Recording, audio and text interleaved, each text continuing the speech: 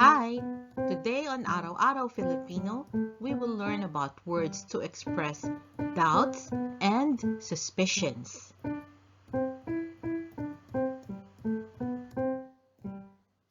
Let us begin our lesson with words of doubt or mga salita ng pagdududa. Words, mga salita. Of, ng. Doubt, pagdududa.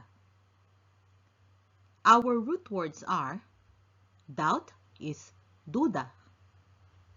Hesitation, alinlangan, alinlangan. Uncertainty or misgiving is agam-agam. Apprehension or nervousness about something, kaba, pangamba. Let us use those words in sentences. I doubt if he will admit his mistake. Nagdududa ako kung aamin siya ng pagkakamali niya. Ako. Doubt, nagdududa. When you are presently doubting something, we use nagdududa.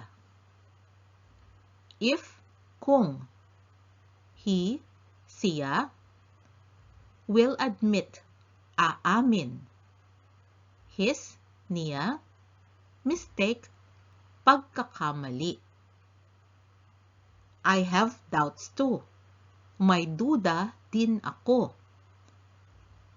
Have is my. Doubts.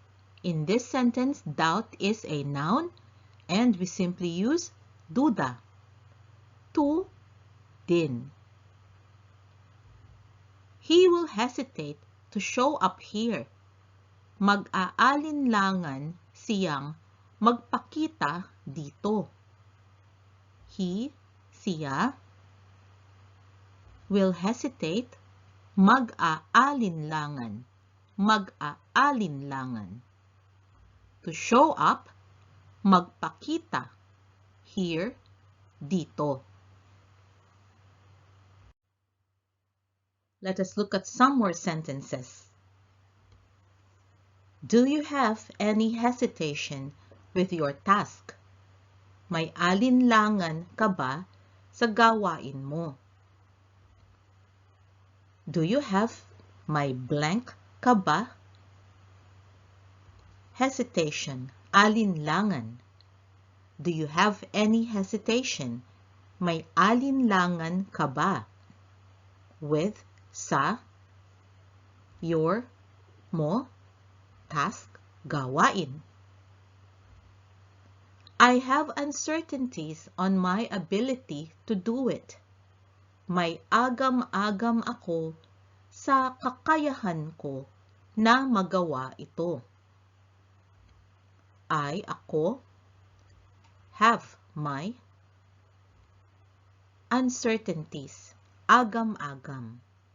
On, sa, may, ko, ability, kakayahan.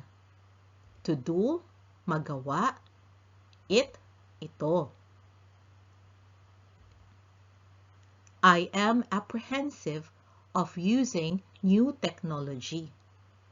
Kinakabahan ako sa paggamit ng bagong teknolohiya. I am is ako. Apprehensive is kinakabahan. So when you are currently apprehensive or nervous, you are kinakabahan. Of, sa, using, paggamit, new, bagong, technology, teknolohiya.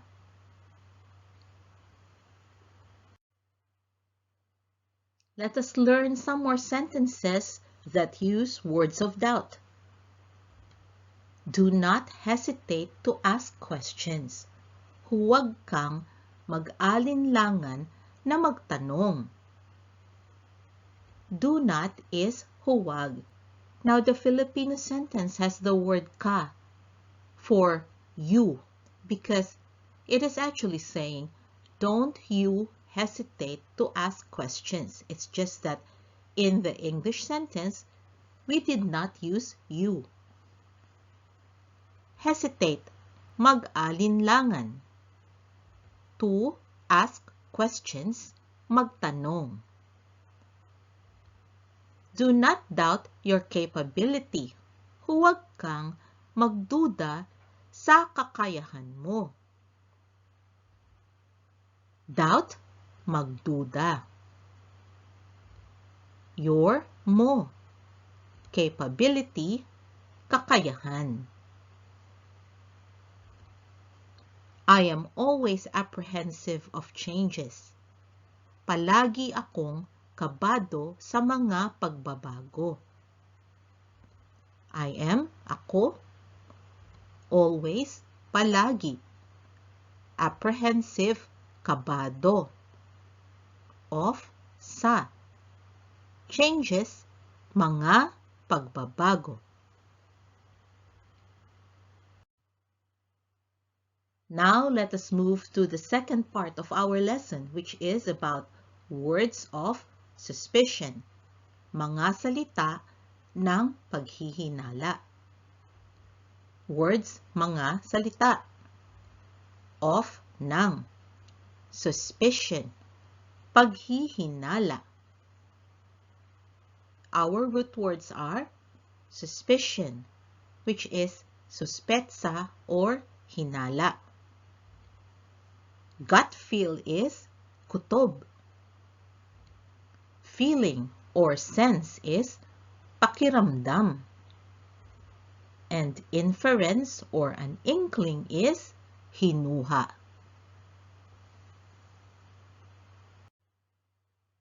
Now let us use those words in sentences. I have a suspicion that he is hiding something. May hinala ako na may itinatago siya. I, ako. Have, my. Suspicion, hinala. That, na. He, siya. Hiding something. May itinatago. Don't be so suspicious. Huwag kang maging masyadong suspetsosa. Don't, huwag. Again, there is an implied you. Don't you be so suspicious. So we use the word ka. Huwag kang. Be, maging. So is masyadong. Suspicious. Suspetsosa. Now, it ends with an A. It means it is applied to a female. If the person being spoken to is male, it will be suspetsoso. So, A for female, or it ends with an O for male. I have a strong feeling in my gut that I am right. Malakas ang kutob ko na tama ako. Strong, malakas. Feeling in my gut or gut feel. Kutob. That, na. I am, ako. Right, tama.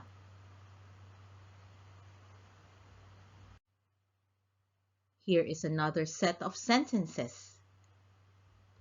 I have a feeling that she is lying. May pakiramdam ako na nagsisinungaling siya. I, ako. Have, my. Feeling, pakiramdam. That, na. She, siya. Lying, nagsisinungaling. Nagsisinungaling. It's quite a long word, isn't it? I sense that too. Iyan din ang pakiramdam ko. I, ko. Sense, pakiramdam. That, iyan. To, din. I have no clue. Wala akong hinuha. Have no, wala. Clue or inkling is hinuha.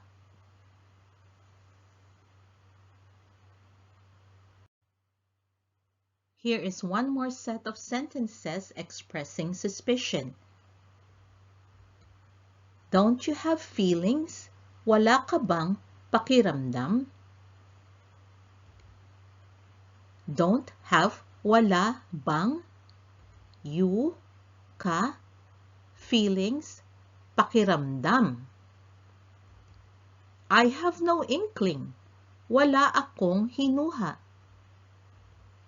I, ako, have no, wala, inkling, hinuha.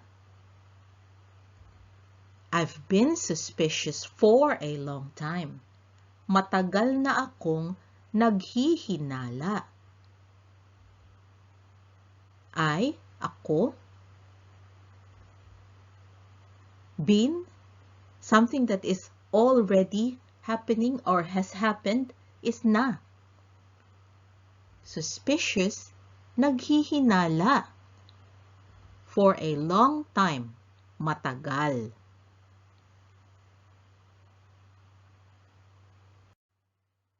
That is our lesson on words to express doubt and suspicion. And for your homework, here are some sentences. Do you have doubts? My suspicion is correct. I have a bad feeling in my gut. Have fun translating all of this into Filipino.